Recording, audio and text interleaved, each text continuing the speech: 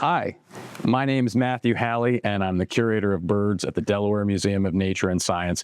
We just wanted to say thank you so much to all the donors that have supported us over the last few days. We've had over 100 donors from all around the country, 33 states, plus the District of Columbia, and we've raised about $6,500 to help support our egg project. I'm here in the egg collection right now.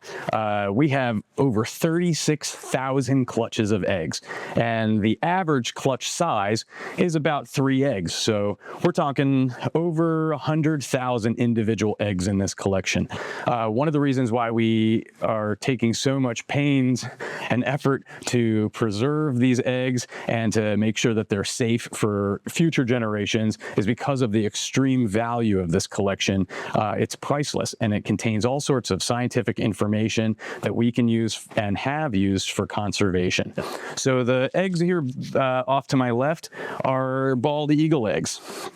And you'll see here that these eggs are in these lovely tall boxes. These are archival boxes that are free of acid and free of buffer. And because of that, they don't interact chemically with the eggs themselves. Our old boxes are these shallower boxes that are made of cardboard. And when the collection was first built back in the 1970s and assembled here at the museum, these old cardboard boxes were all we had. And those boxes contained acid. And when the cabinets are closed for long periods of time, that acid off-gases and starts to build up in the cabinets, and it starts to react with the eggshells in something that we call binds decay. I have an example of binds decay here I'd like to show you. This is binds decay in a songbird egg, and you can see there one of those eggs is greatly disfigured.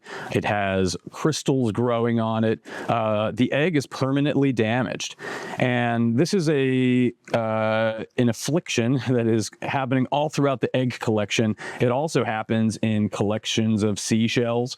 Anything that's made with calcium carbonate can react with acid vapor in this way and can cause binds decay. So we wrote a grant proposal to the Institute for Museum and Library Science, IMLS, through the federal government, and we were awarded a $25,000 grant from IMLS last year to purchase these archival boxes to rehouse about 1/3 of our collection. So about 10,500 clutches of eggs. We're going to be moving from these old cardboard boxes into the new archival boxes, which is going to stop the binds decay in its tracks and preserve this collection for posterity.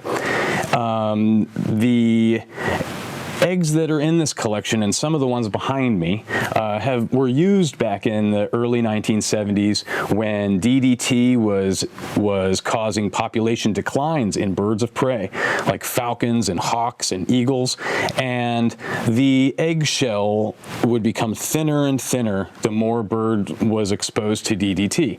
But this was something that we had to demonstrate scientifically in the court in order to eventually effectuate a ban on DDT at the federal level in the United States. And this collection and some other collections too, the scientists came into the collection and measured the eggshell thickness. You'll notice that on each egg is a little hole. And this is the hole. All that's here is the egg shell. The embryo inside or any of the yolk, this is all blown out with a straw long ago, and all that's left is this dry egg shell. And with calipers, the scientists were able to go through that hole and measure the width of the shell and generate a data set of specimens that were collected before DDT was introduced and specimens that were collected after DDT was introduced. And this data set showed a correlation between the timing of the introduction of DDT and the reduction in eggshell thickness.